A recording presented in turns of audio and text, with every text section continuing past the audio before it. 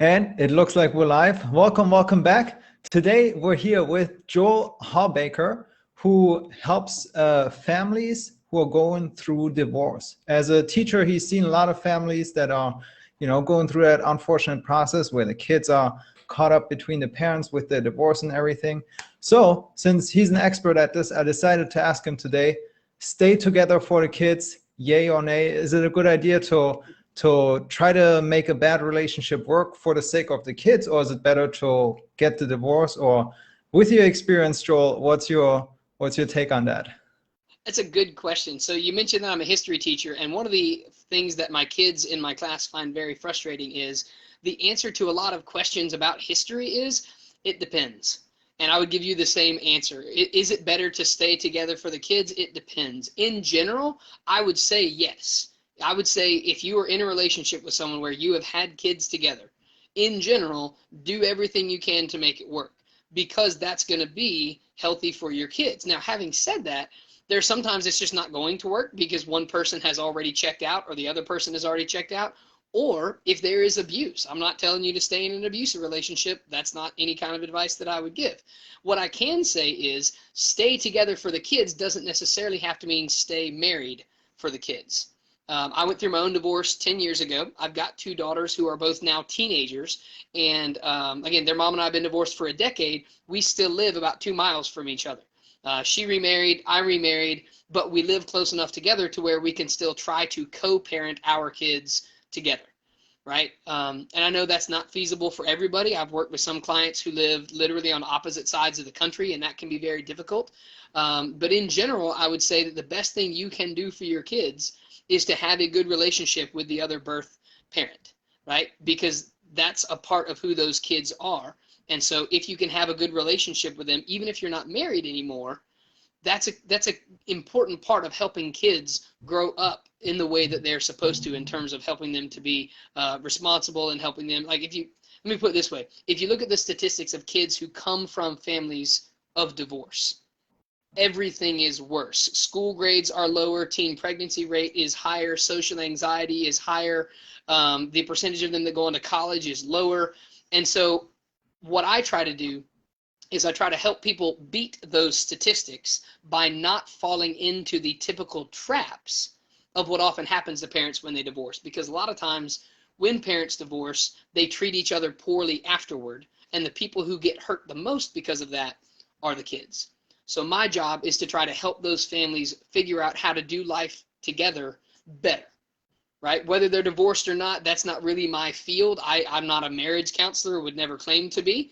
What I try to do is help people look, okay, where are we now and how can we best help our kids? Right? So that's kind of where I come in terms of helping blended families. And like you mentioned, as a school teacher, I see a lot of kids who come in to my classroom who come from that kind of background. And I see sometimes when it's done well, and I see sometimes when it's not done well. And a lot of times that's very obvious with the kid because of their behavior, because of their demeanor, because of their effort. Those are things that that often are less than they should be. And it's because of what's going on at home. So like in my world, I remarried just over 7 years ago, and I'm very thankful because my wife is a superhero of a stepmom.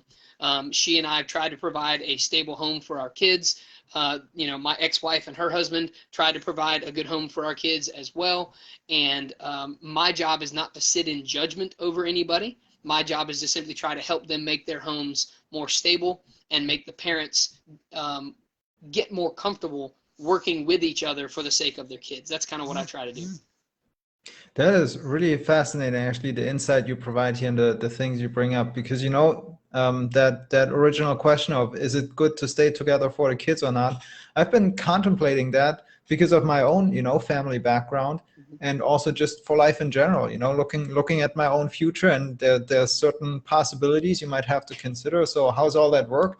And now I can definitely see where, of course, the ideal scenario seems to be like a healthy family and all of that, but Right. it also appears to be unlikely looking at the statistics. On the other hand, going through the divorce or then kind of forcing for things to work out, if you stay together and the kids are in that crossfire and all that conflict, I mean, that's got to be got to be, you know, having some kind of impact on them. And now you're actually telling me that there is statistical evidence for it, that kids do perform worse if they come from broken Yeah. families, essentially. Yeah, it's not even hard to find. You can look up a few different websites, whether you look at government statistics or NGO, that is non-government organization statistics.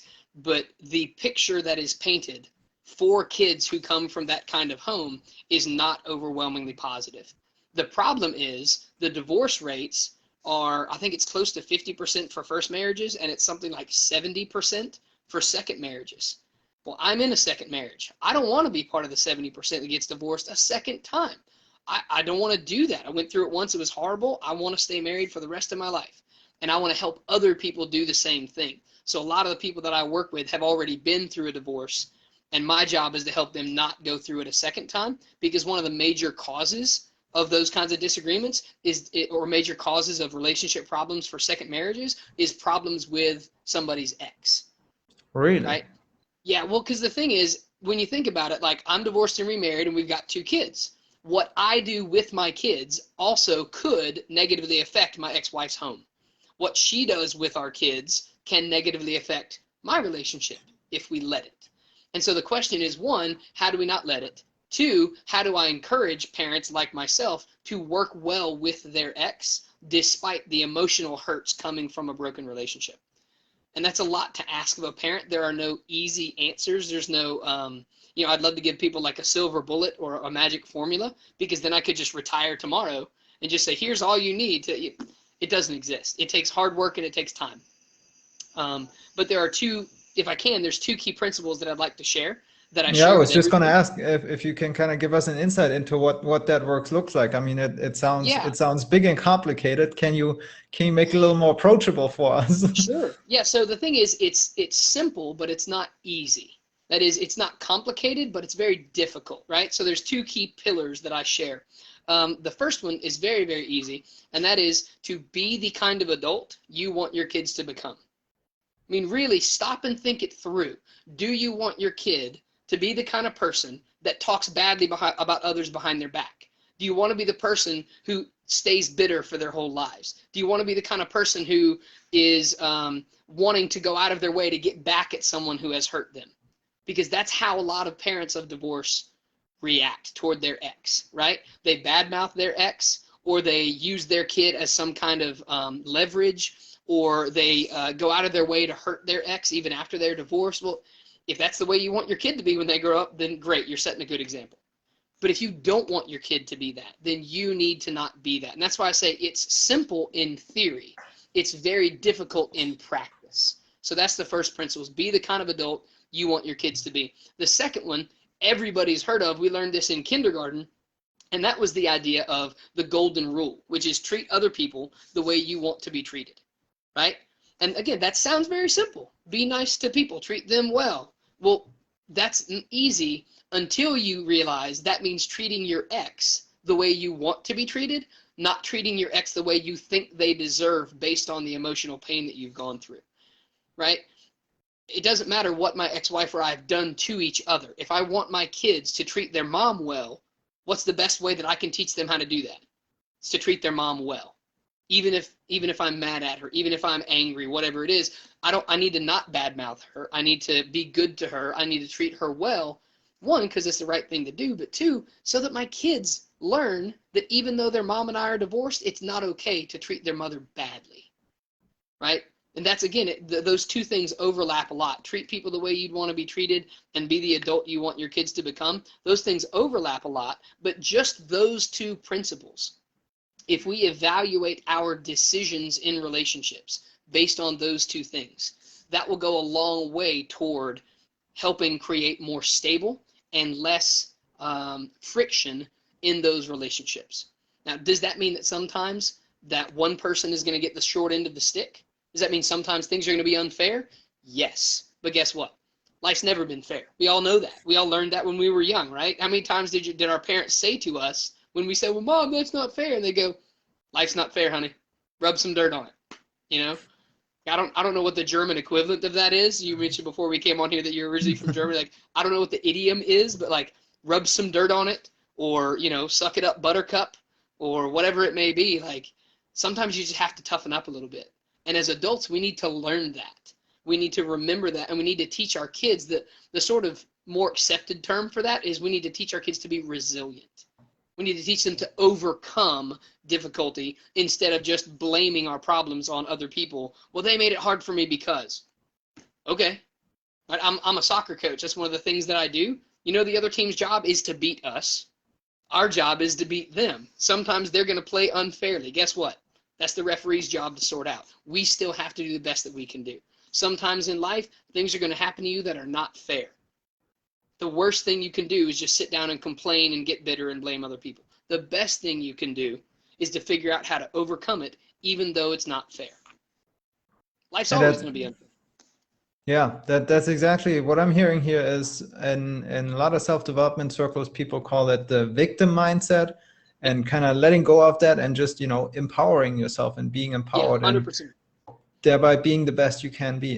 And it's interesting how you touch on, some, deeply moral and ethical issues, which sound easy in theory, right? It's like, well, be a good person. It's not that hard, but it can be sometimes difficult. And yes. in the emotional turbulence, it just becomes difficult to ground and anchor yourself. Yeah, and so that's one of the things that comes with maturity, or at least it's supposed to. Unfortunately, I would argue that in American society today, what we're seeing is a lot of adults acting like toddlers. We see people who act out based on their emotion, and then they claim that it's okay because their emotions were so strong. And it's like, okay, did you never raise a toddler? Toddlers' emotions are strong. That doesn't mean it's okay for them to pitch a fit in the grocery store because I'm not buying them a candy bar. No. So my dad was in the military for 20 years, and one of the major things he taught me was you can either control your emotions or you can be controlled by them.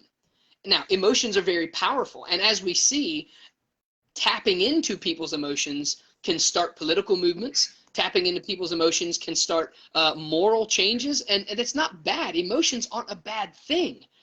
I've got a good friend who actually wrote the foreword to my book that I wrote on leadership. Her name is Dondi Scumaci. She said this in one of her books. She said, emotions are good. Bring them along for the ride, but do not let them take the steering wheel. And that's exactly it. Emotions aren't bad. But if you let your emotions drive your decision making without including some logic or some thought process in there, it's not going to end up well. And again, if you're not sure, go hang out at any kindergarten classroom. Right? Go hang out in any preschool classroom. Go hang out in any, I'm a pretty outspoken Christian. Go hang out at any church nursery where you've got kids pitching fits. Those are people who let their emotions drive their decision making. It doesn't go well long term. And it certainly doesn't go well if that's the example you're setting for a kid who is already hurting because of your decision to get divorced or your ex's decision to divorce you. The last thing they need is a bad emotional example in their home.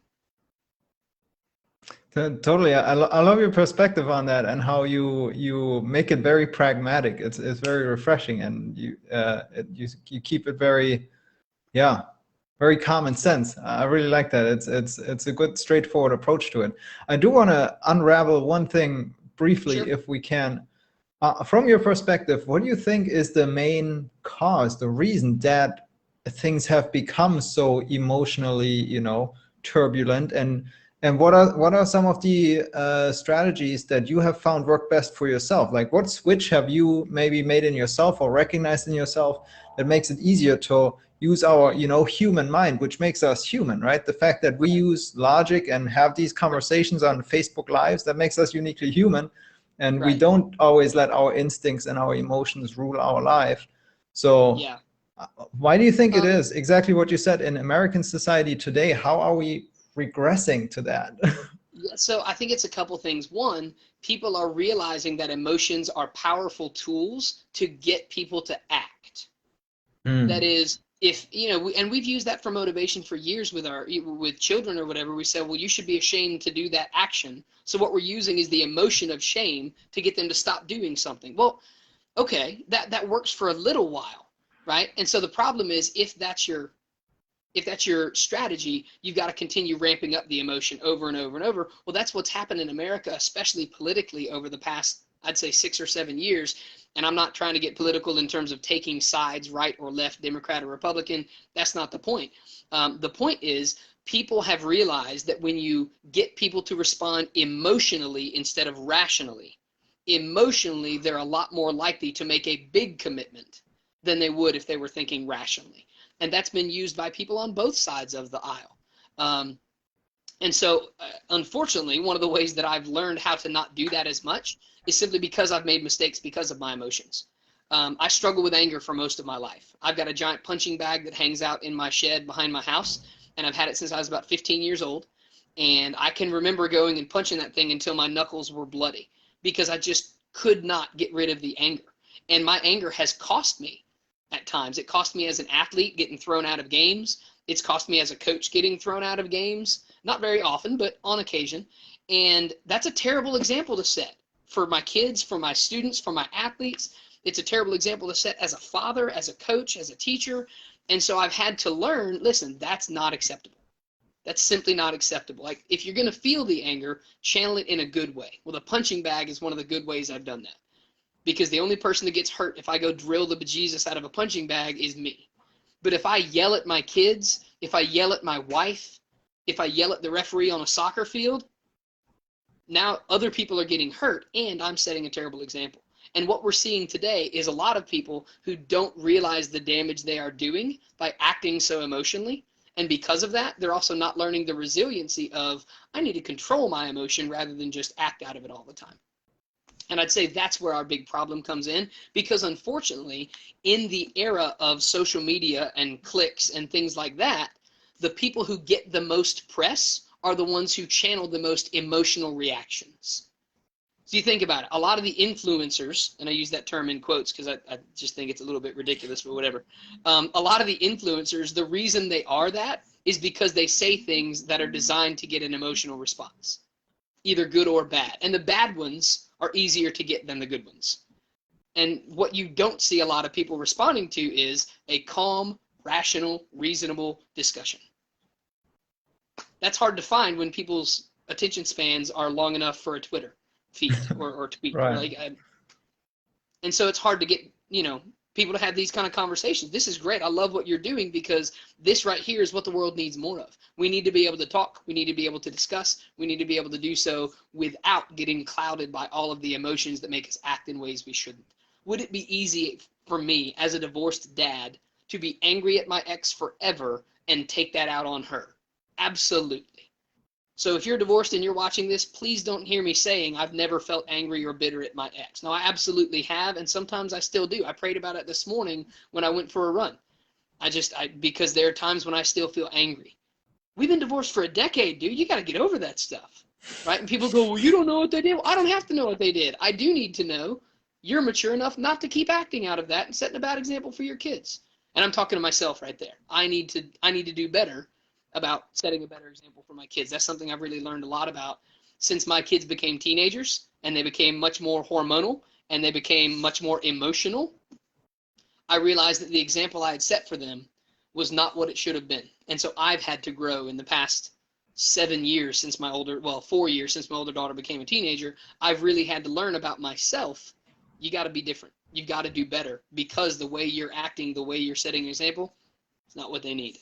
And that's what really has motivated me to try to help other people, because I see other people committing the same kind of mistakes that I did. And I see the damage that it causes on families. And if I can help people avoid the same mistakes that I made, that's a good thing. That is so powerful, man. I love the way you put that. Yeah, really striving to improve. And by improving yourself, you lift others up. And that's how we collectively improve the world, right? So let me ask you this, Joel. When somebody is kind of like, listening to this maybe, and they're like, oh man, maybe this guy knows something. Maybe I should do something about it. What's it look like to work with you? What's your process like to actually help people? Well, I've got a lot of free resources that I'd love for people to check out and find out more about how I do things. If I can mention like a website and stuff. I've got a podcast that I run. It's called the number 10, and then the letters CBF. Right? 10 CBF. And so that stands for 10 Commandments for Blended Families. That's the core of the teaching that I do. So the podcast is called 10 CBF, a podcast for blended families. There's something like 30 episodes now, and I interview blended family experts from all different walks of life, all different backgrounds and ethnicities. And the idea is to learn from them how they have tried to do step family or blended family life better. So, and that's, again, you can find that on iTunes, you can find it on Anchor, Spotify, whatever. Check out some of those episodes, learn from some of those people, because a lot of them have been doing this work even longer than I have. So check out some of what they're doing. You can also find my website. It's at stepdadding.com. We've got articles, we've got videos. I've got a free online course that takes you through I think it's 12 hours worth of material that you just broke it up into a bunch of different videos that you can learn from different people. If you want to work with me individually, I do one-on-one coaching with families. And what that looks like is it's typically an 8 to 10 week program where we'll talk once a week. And then you have access to me throughout the week via text message, email, Voxer, whatever. And so if you have questions that come up in the middle of the week, you can text me and I can answer you.